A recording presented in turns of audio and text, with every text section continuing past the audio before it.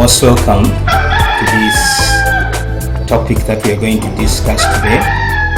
We are going to look at the flowering plants and the major issues that we are going to talk about. We shall be talking about the plant structure. We shall also talk about the roots. We shall talk about the leaves and then also the stem. Those are the three major issues that we are going to discuss during this time. But at first, we are going first of all to introduce the flowering plant. And all of us, we have ever seen plants, we have ever seen trees growing. And if you look at the structure of the flowering plant or the plant, you will find that there are two things that we cannot fail to observe. And that is the shoot system and then the root system. The shoot system is an aerial system which is above the ground, and it consists of the stem and the leaves. And the root system is below the ground, it is underground, and it is mainly concerned with the roots. But there are other parts, other structures which we find on the plant, and those are the vegetative parts. The vegetative parts, those ones include the stem, the leaves, and then also the roots. Those are the ones that we refer to as the vegetative parts. And we also have the reproductive parts, and the reproductive parts are the flowers, of course. So when you look at the structure of the flowering plant, you'll find that the shoot, we have the nodes, the internodes, we have the buds, we have terminal buds, and then we have the lateral buds. All of those ones are under the shoot system. And then when you look at the root system, which is underground, that's where you will find the fibrous roots, you will find the root curves, that's where you will find adventitious roots and the taproots and many other types of roots in the root system. Now I want us to move very quickly and talk about the roots briefly. The roots are part of the vegetative part of the plant, and also they are found in the shoot system. Roots, the major functions of roots, one of them is they are used in the absorption of water and mineral salts. Then they are also used in the fixing of the plant to anchor the plant into the soil, and then they can also be used as storage organs whereby they store the already manufactured food. When the food is manufactured in the leaves, it is transported via the phloem, and it moves down into the roots. In the roots, it's where it is stored. Now when we talk about the roots, we can also talk about the developments of the roots. When we are looking at the development of the roots, you'll find that the roots develop from the radicle of the seed. When the seed germinates, it brings out a radicle, and it also brings out a plumule. The plumule is the one that turns into a shoot, and the radicle is the one that turns into the root. Now when it is growing, when the root is growing, it has a growing point down into the soil, and that growing point at the tip of the root is protected by the root cap. The root cap down will protect the growing root such that the growing root does not get any damage from the soil and then the stones it comes across. Then there are other parts on the root, on the upper section, where we have the root hairs. The root hairs are the ones now that are responsible for the absorption of water and absorption of mineral salts from the soil. They absorb those nutrients and then bring them into the soil, and they are transported into the upper section of the plant. Now you'll find that most of the dichotomous plants For them, they have the taproot, and most of the monocotyledonous plant, they have the fibrous roots. So we are talking about the roots, and we have said that the major functions of the root is to absorb water and the nutrients from the soil, and then also they are used as the storage organ. They get the already manufactured food, which is transported from the leaves and then brought into the roots via the phloem, and it is stored into the roots. That's where it is kept. And then another function that we have seen of the root is that they can be used as to fix the plant into the soil. And we have seen the developmental part of the root, that the root develops from a radicle, which is part of the seed. When the seed germinates, the plumule grows into a shoot, and then the radicle grows into the roots. But in the process of growing, the process of developing, the root comes across, or it comes with in contact with the soil and also rocks, which may damage the growing tip. So to prevent the damage of the growing tip, the root tip has what we call a root cap, which protects the root from the growing tips from being damaged by the soil.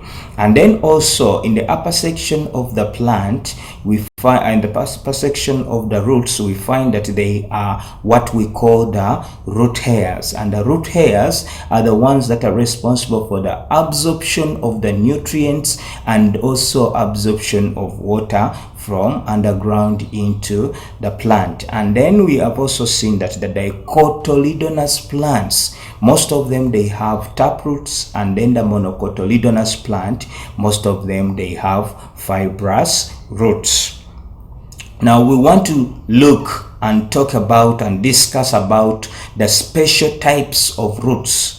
Special types of root. By special types of roots, we are talking about the roots that have been modified to perform different functions, which are different, not quite different from those ones of the normal roots, but they have been modified to perform other functions. And some of these roots, we have one of them is the aerial roots. The aerial roots, these are roots which grow above the ground. They are roots mainly of the epiphytic orchids, those plants that grow on other plants. And the major purpose of these roots is mainly to absorb water from the moisture or from the atmosphere, and then also to absorb nutrients, amino salts from the dust. Those are the aerial roots, and we find them in epiphytic orchids. Then there are other roots which we call the clasping roots. The clasping roots, these are roots which also are coming from orchids and then climbing figs. They help these plants to clasp or to climb on other trees, and they act as supporting tissues to these plants. We have other types of roots which we call the prop roots. The prop roots, these are roots which are supportive roots that grow from the branches, especially from the banyan and screw pine. They have those roots which grow from the branches and go downwards to absorb nutrients, at the same time to absorb water, and also to act as supportive tissues. And they also occur in maize, where you can see that they are coming from the particular nodes, and then they are growing downwards into the soil. They are acting as supportive types of roots which anchor the plant into the soil so that it gains more support from the soil. Then we have other types of roots which we call the buttress roots. The buttress roots, these are also supportive roots, and they are mainly from the silk cotton plants, whereby they increase the surface area where the plant can be anchored into the soil, so that they increase the support of the plant to stand firmly into the soil. Then we have also the stilt roots. These tilt roots grow from the plant. They grow from the branches, especially they are from mangrove, especially during when there is floodings. They tend to push the plant upwards such that the plant is above the water, or it is above the level of the mud, and that they can absorb the air and they can act as breathing roots above the mud, or they can act as breathing roots above the water. Then we also have the breathing roots. These breathing roots are responsible for absorption of respiration air for the plants, especially those plants, the mangrove plants that grow in places which are flooded. They tend to absorb nutrients, water from above the ground, because it is sometimes very hard to absorb the oxygen from underground. And then we also have other types of roots, which are the storage roots. The storage roots, these ones, we have examples of the sweet potatoes, we have examples of cassava as the roots that are responsible for storage.